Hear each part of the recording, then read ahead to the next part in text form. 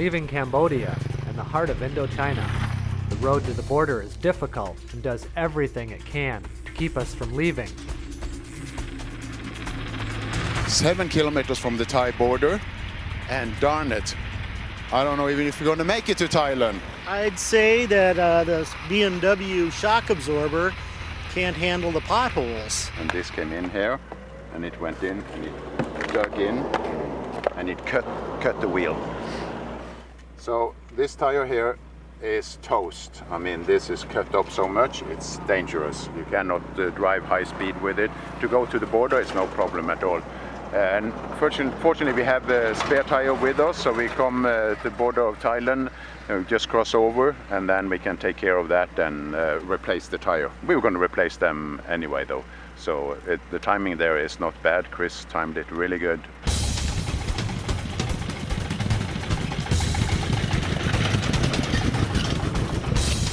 After spending half the day waiting at the border, we make it into Thailand and find a place to change the tire.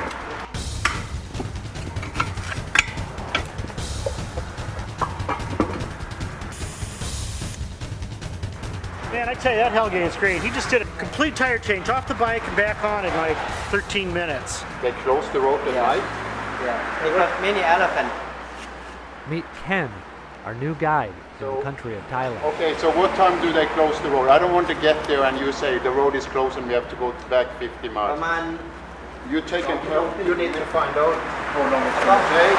He say no, that we have to drive 250 kilometers to the national park, and they close the road, he think, at 6 o'clock because there are too many elephants. It's 4 o'clock now, and if that park closes at 6, I mean, there's, because of the elephant, there's no way we can make it. So we got to find that out and get sorted out here and just see what's going on. Okay, so we cannot make 250 kilometers till 6. So you need to find out exactly when they close the gate. Okay, you give me. I don't want to get in there in the middle of nowhere, elephant land, and say, oh, the gate is closed, we have to go back 150 kilometers to get the hotel. So I'm pissed at that. We're heading into Khao National Park, just as everyone else is leaving. We have to make it through before they close the gate. If we don't, we'll be trapped inside the park with wild elephants.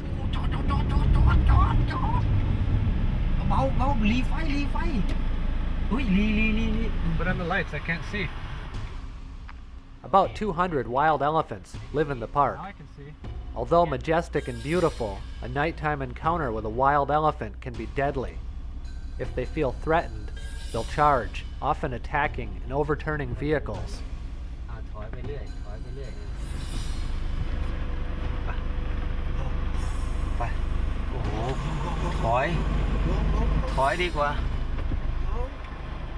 We can do little but wait, hoping they'll return to the forest. Oh, Buddha, help me. It is bigger. เอาไฟลงอีกหน่อยได้ไหมกลัวมันจะตกใจเลยพี่ Oh no. Oh no. Buddha, help me. Help me.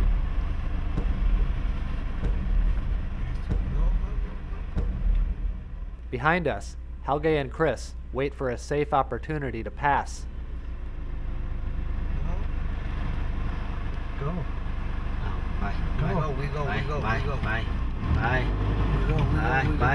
ไปเลยเอามอเตอร์ไซค์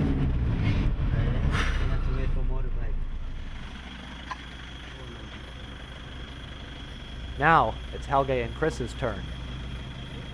Suddenly, another car appears on the road and it's a standoff. Oh! No! Get back! A moment! Get back, moment! A motorcycle offers little protection from a wild elephant.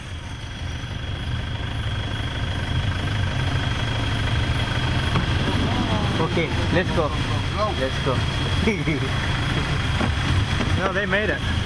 Welcome to Khao National Park, which is one of the first and the best national park we have in Thailand.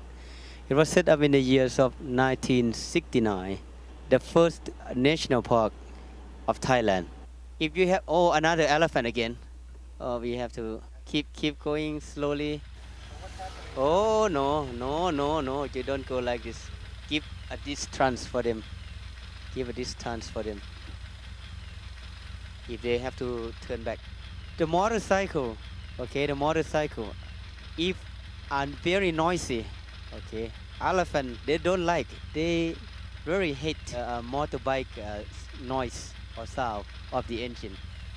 Oh, this is a male. I think you better, this is showing aggressive, okay? If they pee or if you see the John Wayne, they show big John Wayne, you have to be careful and look at the ears. Toy. Motorbike. This is dangerous, yeah. This is dangerous. They don't like motorbike. This is a problem. If the elephant stand like this is mean show that I want to cut you down. Look at this. This means I don't let you go. What's the problem, guys? Yeah, look. Oh, no. Now face to face. So the best thing that the car can do is reverse, but the motorbike should come first, otherwise the big car cannot. Oh, yes. I think this is problem now. Yeah. Come on, hungry. Yeah, okay, this. He feel better now. Okay, come on, yeah. Come on, little baby. Okay, yeah, bye. Little baby. Oh, that, look what he left here. This is elephant food. Oh, tell the motorbike be careful, it's slippery. Today we are going to go out and see if we can see more elephants on our way to Bangkok. So stay tuned, perhaps there will be more elephants.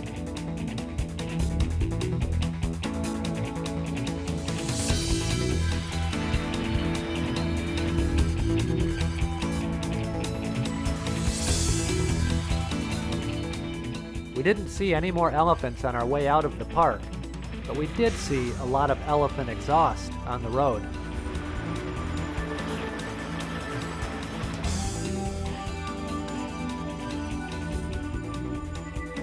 After we left the park, the roads got better and better, all the way to Bangkok. The roads are just too good in Thailand. It was like coming home. It's a double lane and everything, and you get gas, everything. There are attendants here, there are 7-Elevens at every corner. I'm not kidding you. It's a little too civilized almost to be on a GlobeRiders Expedition. Bangkok, a city we've heard so much about and one we're hoping to get through as quickly as possible. Despite its reputation as a seedy haven with a lascivious nightlife, there's a lot to do and see in this magnificent city.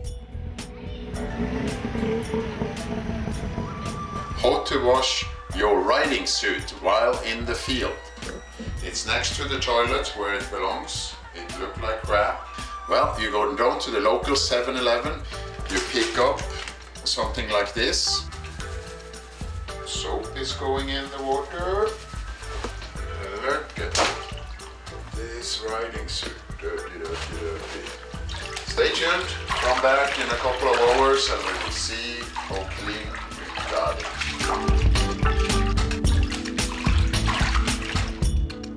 We started our day in Bangkok at the Central Flower Market. If there's one market in this city worth seeing, this is it.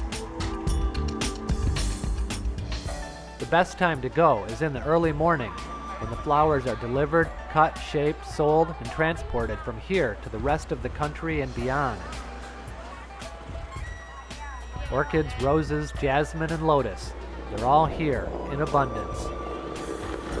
Of all the markets we visited in Southeast Asia, this one undoubtedly smells the best. What do we have here? It looks like I don't need to go to the ATM today. I can just fill up with money here. Oh, don't even think. This is not money exchange, okay?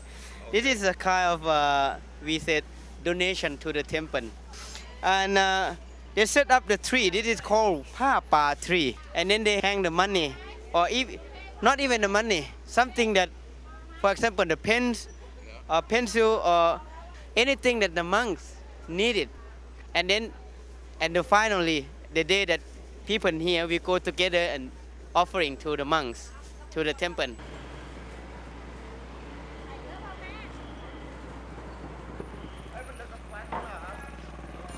In the center of town, the oldest and largest Buddhist temple complex in Bangkok. Even though it's crowded, there's an aura of peace and tranquility here in the heart of Thailand's biggest city.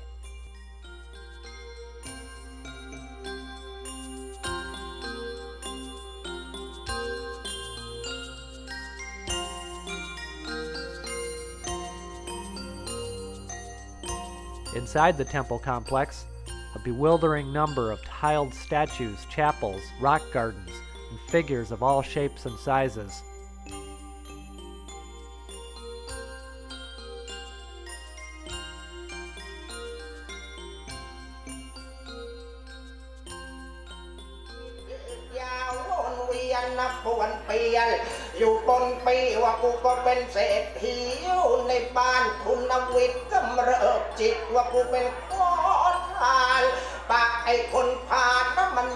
I think they have some ceremonials about Buddhas, a story about Buddhas before. What I hear now is like a very old traditional of the central people or the monks, or the chanting.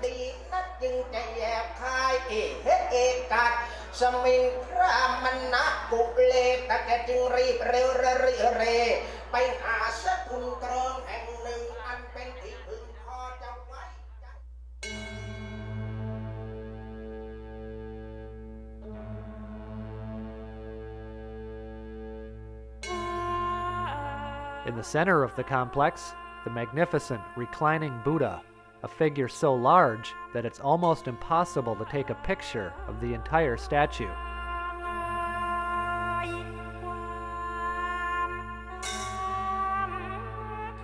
Well, earlier I tried to describe the figure behind us, Buddha, as the sleeping Buddha, and Ken got very upset with me. It is the reclining Buddha, is that so? Yeah, it's called reclining Buddha. This one is made of brick, and inside use the bamboo. Then use the stucco cover the brick. His body is covered in gold leaf, and there's mother of pearl inlay on his eyes and the bottom of his feet.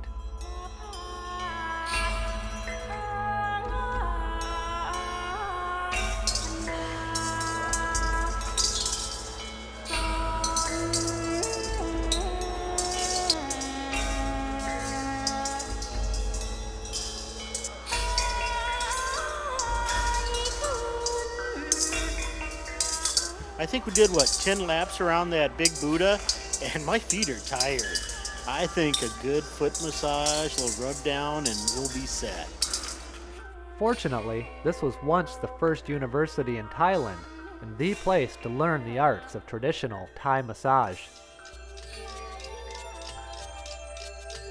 You can't rush a good foot massage, so let's lay back and enjoy. The ancient art of massage was brought to Thailand more than 2,500 years ago. A Thai foot massage can last for an hour and includes deep tissue massage of the feet, ankles, calves, legs, and sometimes even the hands and forearms.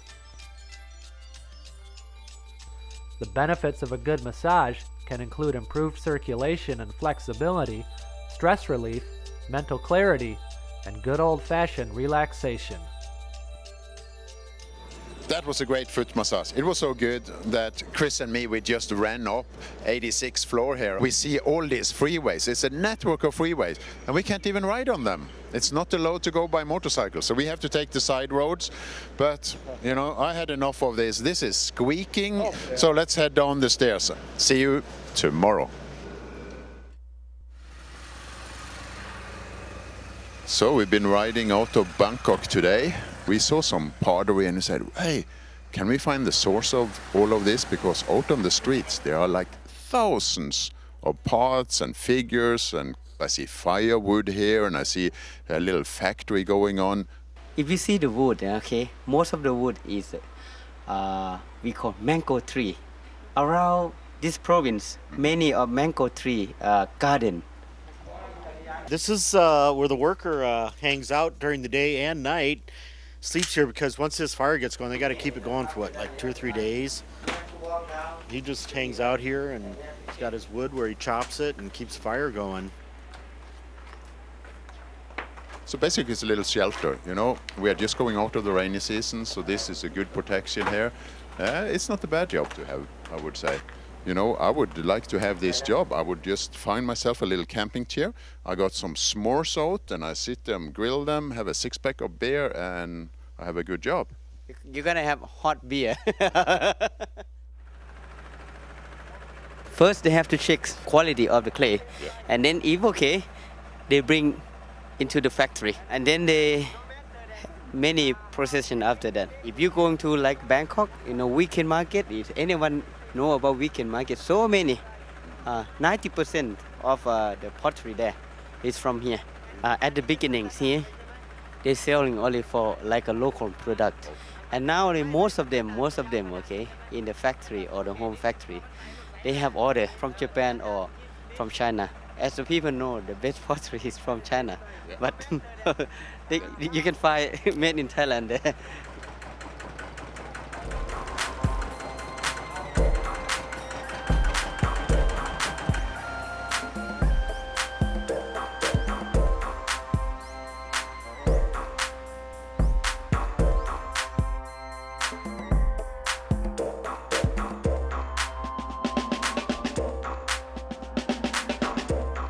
Well, you know, we were riding down the road here and we see these signs for Cobra Village of Thailand. So we took a little detour off the main road to come in here, and I think we found tacky Thailand. What do you think, Helge? This is tacky, fair enough. You know, when a guy sticks the snake down his pants and all that kind of stuff, it's kind of tacky. Yeah, I mean, this guy had a python and he was like, yeah, sticking the head down his pants and putting the head of the python in his mouth, but I'd like to see him do that with a cobra. Look up here, yeah, the guy here. His brother still showing here, but this guy was dead from snake bite. But anyway, everybody here has been bitten by snake.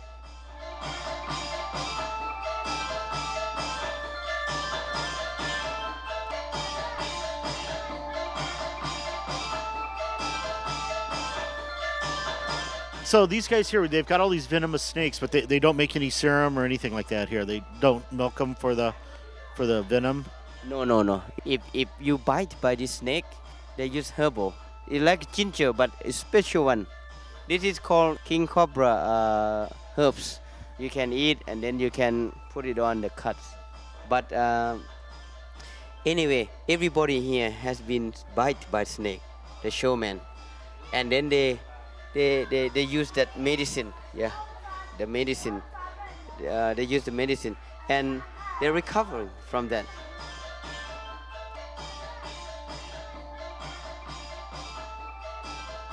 Well, this was an interesting experience here at the King Cobra Village. It's tacky tourism for sure. And myself, I don't know, I kind of hate to see this kind of thing. You feel sorry for the snakes. And also, I feel kind of bad for the little kids, too, that they're kind of made to do this. Or I don't know. What are your feelings, Helge? I don't know. I was trying to see the positive in it. And sure, the people are making a living here. People are coming to see snakes. Perhaps, hopefully, they get a little more comfortable with snakes. But I kind of question a lot of it, like the medicine they are selling to tourists here that's supposed to cure if you get bit by a snake. Yeah, I'm leaving with a tacky feeling. It's not for us Westerners, but the Thai people definitely like it, the show business of it.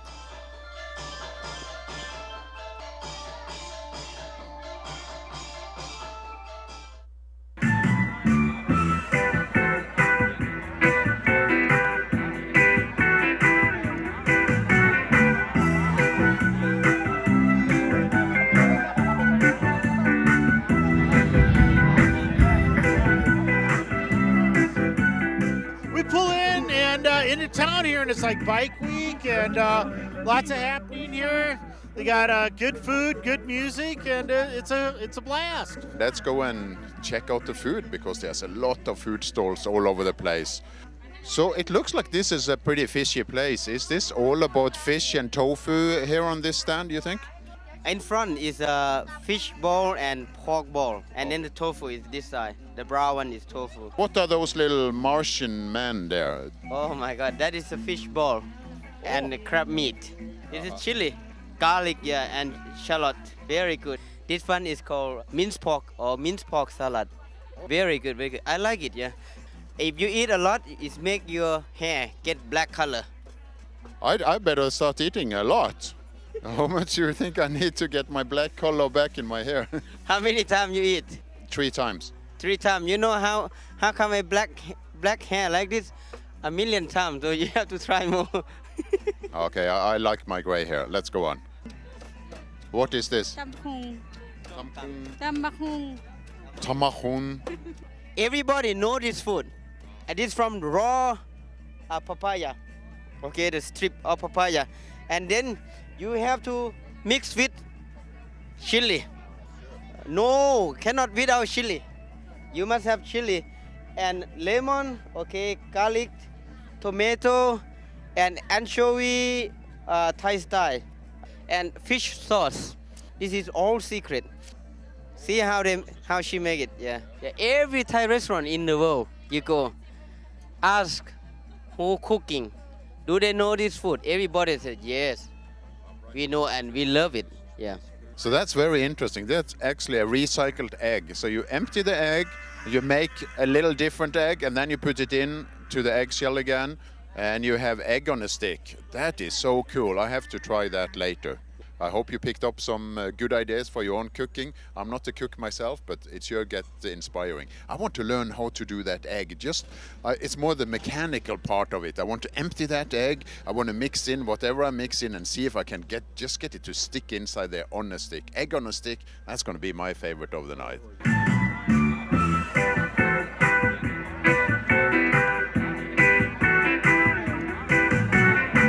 This ain't Sturgis, but it is Thailand, and it's a lot of bikers here.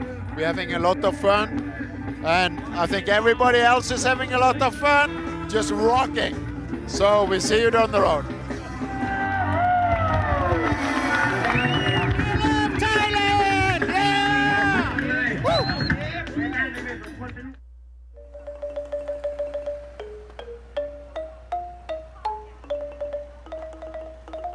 A little further down the road, the remains of an ancient city that was once the first capital of Thailand and the beginning of the country we see today.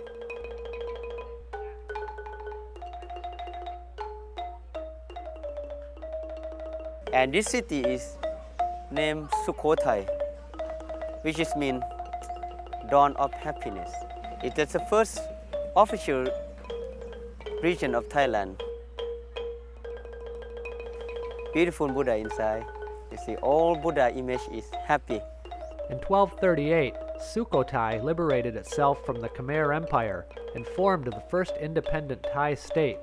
Buddhism was introduced, and the country as we know it today was born.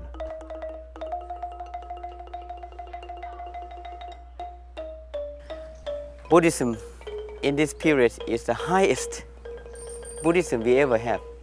Even nowadays, we cannot compare with Sukhothai's time, Sukhothai period. The historic park is spread across many square miles, through a maze of ancient ruins, temples, and Buddha statues. Visiting tourists often use bicycles to cover the distance between points of interest.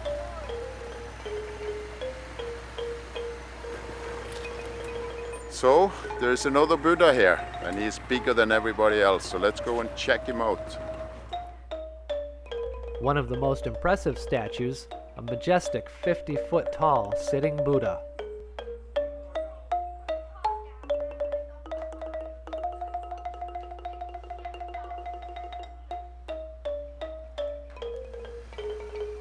"700 years after the dawn of the Thai kingdom, the construction of even larger Buddha figures continues. That's pretty darn cool. Remind me a little of the Buddha in Bangkok, but very different at the same time. It's outside. The smiling Buddha, a face that symbolizes the spirit of religious and cultural life in Thailand. In the modern world, there's another face, just as visible, a figure equally revered and adored by the Thai people.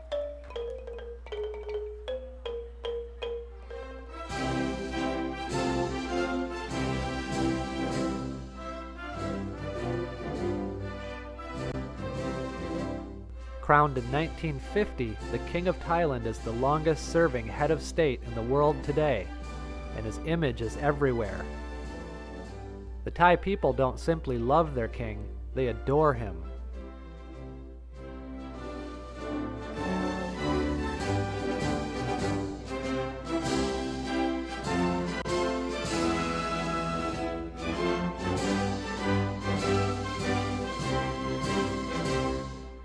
Okay, well, we were driving down the road here and we saw a nice t-shirt stand, so we stopped in here to see what's going on. And Mr. Ong Ah here, this is your shop, you run this? Yes, sir. You manage, and looks like you've got a lot of very nice shirts here, but a lot of them are yellow. Why does everybody wear yellow? Yellow color is a color of the king, yeah? The king. For today, for this year.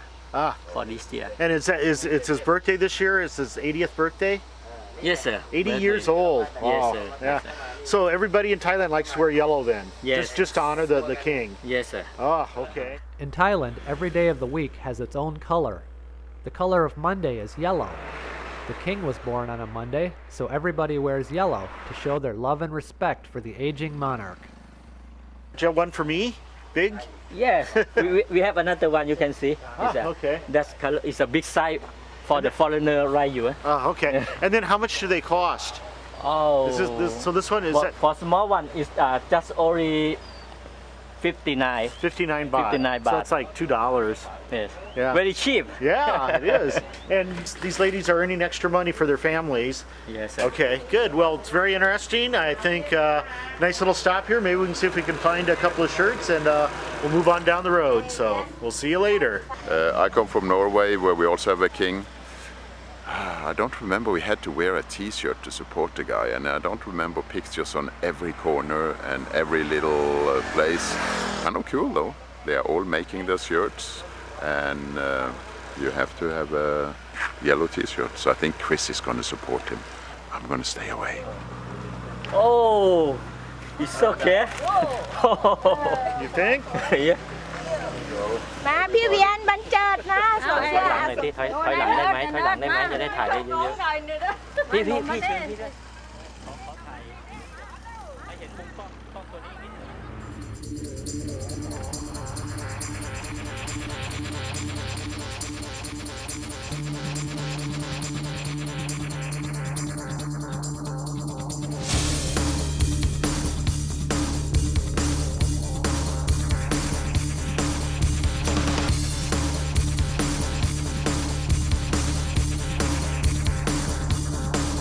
We're going into second week in Thailand, and it's a beautiful country, very contrasted to what we have done early on the trip. And I think it's changing again now as we are going up towards Chiang Mai. It's not so hot and sticky anymore. It's a little more fresh air, and we haven't seen rain for several days, and we are counting on not seeing rain before we get to Singapore. So stay tuned to GlobeRiders IndoChina Expedition as we turn another corner on this incredible journey.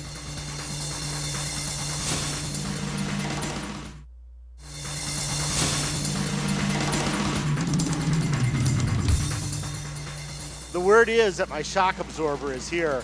We had it shipped from South Sound BMW. I've been bouncing my way through Thailand. Actually, we've gone almost 1,000 miles now on this shock absorber, and it's just total spring. Whenever I hit a bump, it just up and down.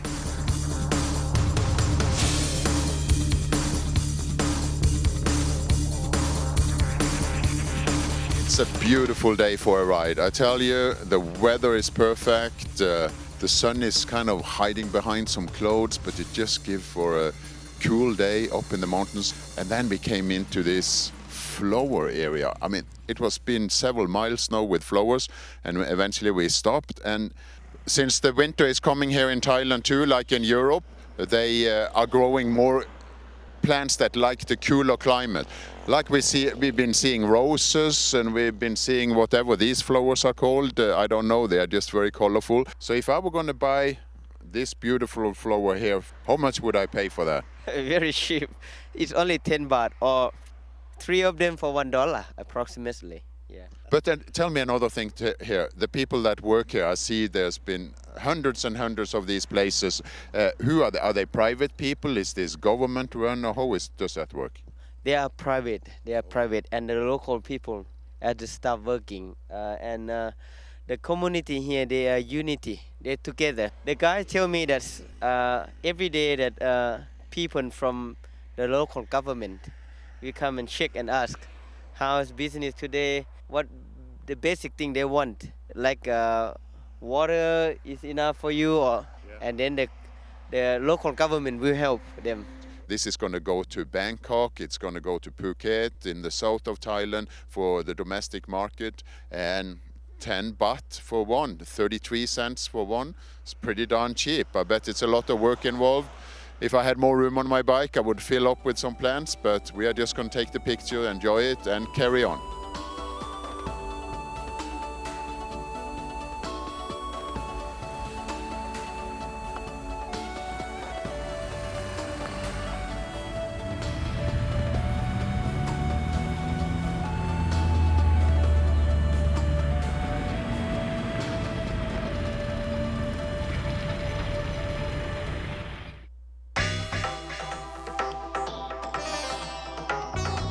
Egg, baby chicken, young chicken, old chicken, chicken intestine, and this one chicken kidney, and this one chicken liver, chicken baby. Yeah, on the first day born. This is from the ant. It looks like a flying ant. They have just grilled it, it looked like. And there we have big, juicy crickets. My oh my, they are big. And I think we even have some grasshoppers in the backstage here. I've seen many places where I traveled that it's a great source of protein when you have grasshoppers and all these insects. It's just we are not used to it in our culture. This is a delicacy here for sure. You can make a pizza with cricket. You can bring these live crickets home. You can name them, play with them, and after you played with them, then you fry them up and you make a cricket pizza. Well, we have seen a lot on the market today, and I'm kind of building up an appetite, so I think we should get on the road and see if we can find a nice restaurant on the way, and just say thank you for visiting this great market. I'm sure we will see more markets here in Thailand. Well, we just pulled in here to Chiang Mai, and my shock absorber is here. It arrived into Bangkok yesterday, and I think they put it on either a bus or a shuttle or something that came up here. Put it on tonight, and we'll be good to go. After finishing up our work on Chris's bike, we set out to take in the nightlife of this unique city. Located in the foothills of the Himalaya Mountains, Chiang Mai is the gateway to the northern part of Thailand. As in other parts of Southeast Asia, there's a significant hill tribe population in northern Thailand, and thousands of visitors come here every year to trek, explore nature, and experience the rich blend of cultures that make up the country's second biggest city.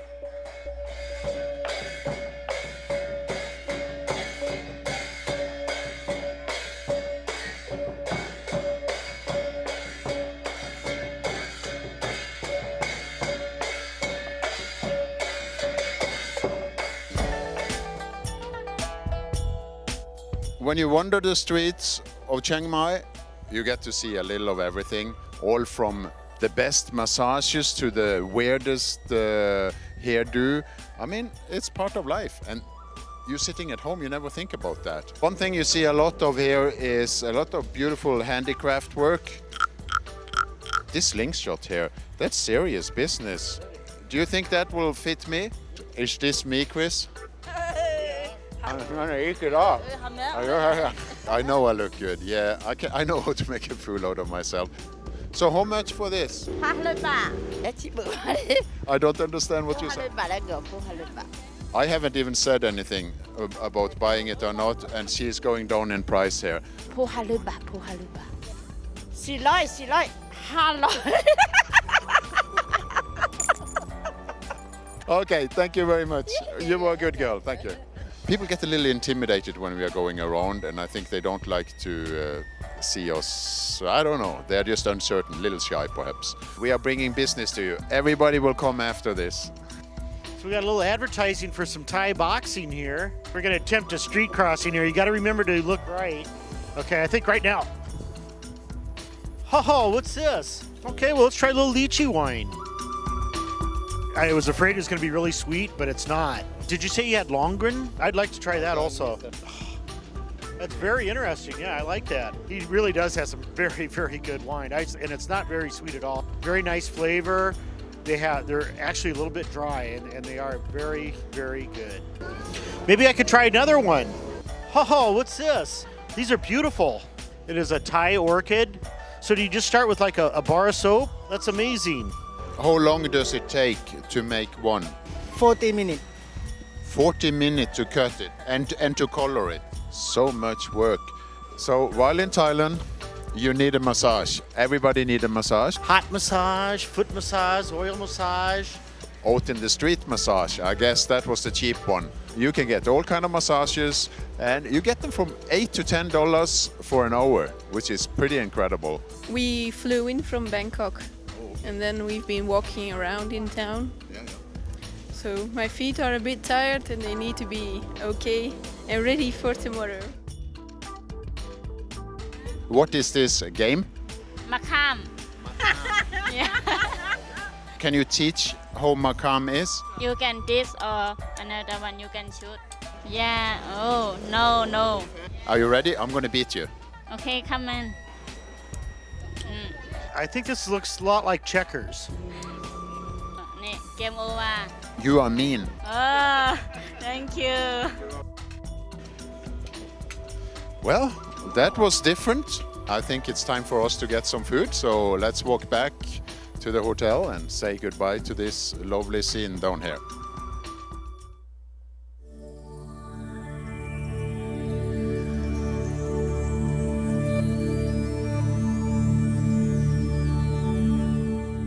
Today we are running around looking at different things, and for lunch we stopped by this beautiful orchid farm. And there were some butterflies too in a little enclosure, but most of all, I really like the orchids. Usually they don't have smell, but here are some with smell. How come? This is a secret of Thailand. What I keep saying to people that orchids is beautiful, compared with the woman, but no charm. But now you can see orchids, the beautiful flowers with nice smell. Is only in Thailand. And you know, if you think about flower in Thailand, we don't have tulip or something like that. But we have orchid, which is very beautiful. And it is the right climate for it. It's really kind of hot, humid. I think the orchid like it very well here.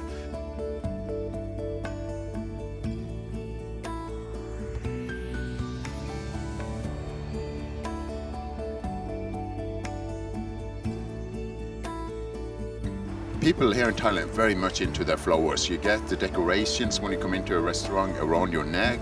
They hang it on the cars, they hang it on the boats, even in Bangkok.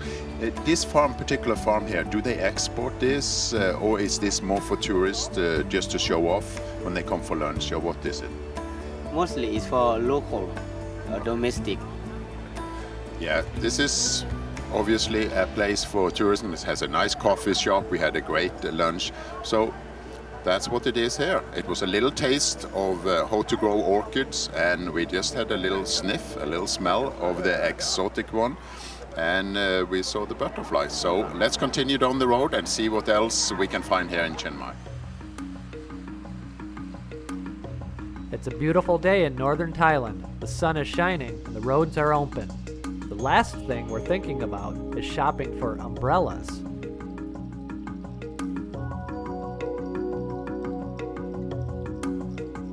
Actually, we were riding on the way into Chiang Mai, and we saw the sign to this umbrella factory, and that's actually where the umbrellas are made, and it's an amazing process.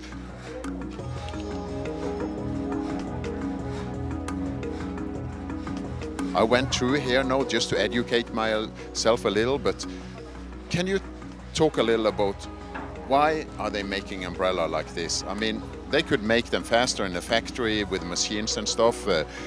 What is this, a traditional thing or what? Umbrella making in Chiang Mai, very, very famous. It has long story.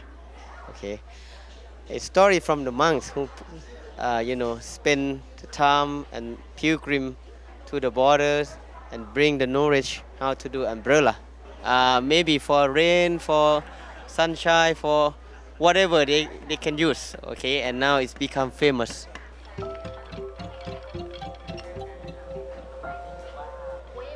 This is all kind of like a production line. It looks like several stations.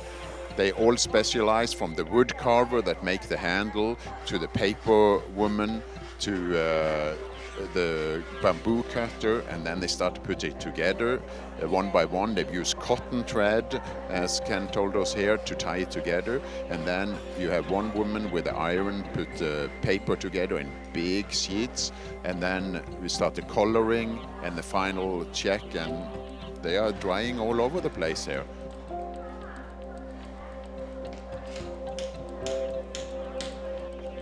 They use bamboo, fresh bamboo. Okay, every part of the umbrella use bamboo, and then the paper they can use from some tree. Okay, some tree they make it like a mashed potato, soak in the water and filling it up, and then dry it, and then it's become the paper. We call sap paper, and use that papers together with the bamboo. So they go to the local forest here, bamboo forest, and get fresh bamboo. That's kind of the trick to it. And then you get mashed potatoes from the tree to make the paper. We are not going to go more into detail. I don't think even we know how to tell it. But we saw it here on the tour, and they get this really nice, it looked like what I would describe as rice paper, but it's from a tree. And it's transparent, and it sits out here in the sun, drying as we speak.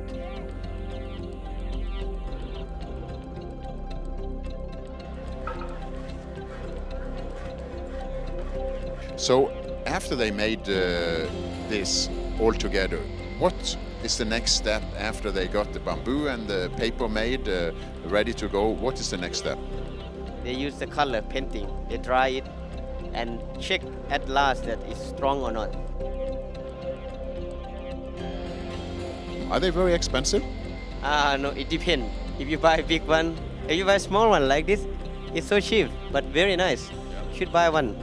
Give to someone's present. You know, I'm going to buy some, but I'm going to buy a big one. Chris already found out that there are waterproof ones, that they are Seattle proof. In other words, yeah, because it rains a lot in Seattle.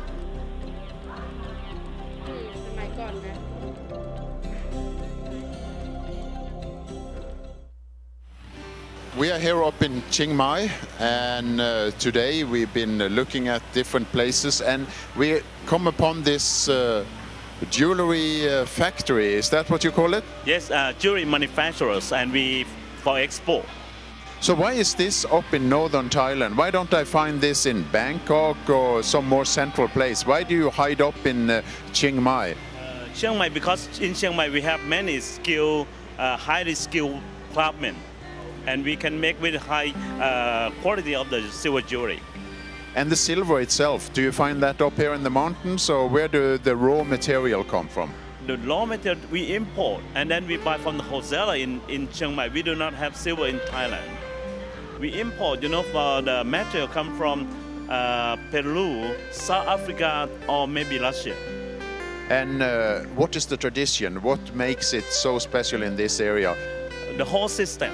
But mainly it's our creativity. We make it for the world market. And, we have a lot of order working just only make to order. Because every day people place order by internet. And we go to overseas market also for the exhibition. We go to New York, and we go to Europe, Milan, or many places. So the capacity of this factory is to produce 50 to 100 kilo of silver product to the finish line Per day. per day. Wow, that is a lot. This one is the wax department from the starting. Before we cast the jewelry pieces, we have to do wax first. These girls are putting together and they are building the tree. So it's like a tree, yeah, with branches, which could be different earrings out into the sides or different rings. So that is going to go into the vacuum casting machine with a 1000 degrees centigrade. And let's see what it comes out. And now we are going to cool it down to 300 degrees centigrade before it goes in the water. And here it goes into the water. And as you can see, it's pretty darn hot.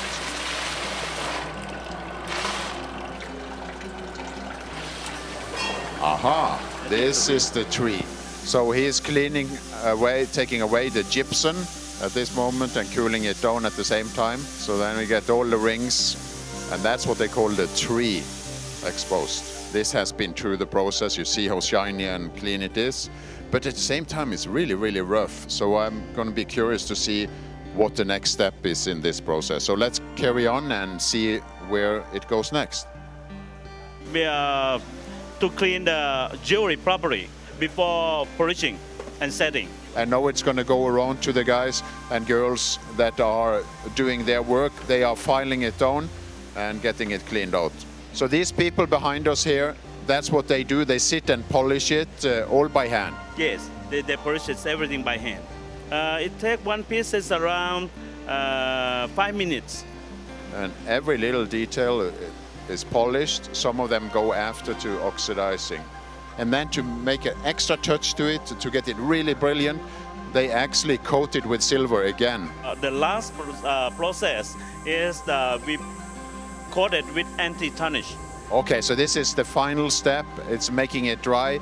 The next step is to put the price tag and put it into the for sale. That's very pretty. This one is the setting department. This one, he put the pearl on the jewelry. So where do you get the pearls from? Where We bring the pearl from China.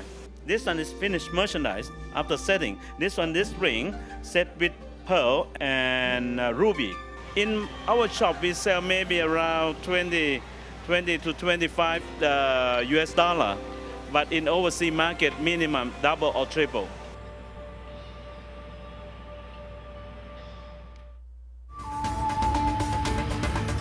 We're going to say goodbye to action-packed Chiang Mai here, and I'm ready to go field test my new shock absorber. We've got the perfect road to check it out on, too. We're going to take the secret smuggling road. It runs right next to the Burmese border, so I think we'll be good. It'll be daylight, and we'll be all right.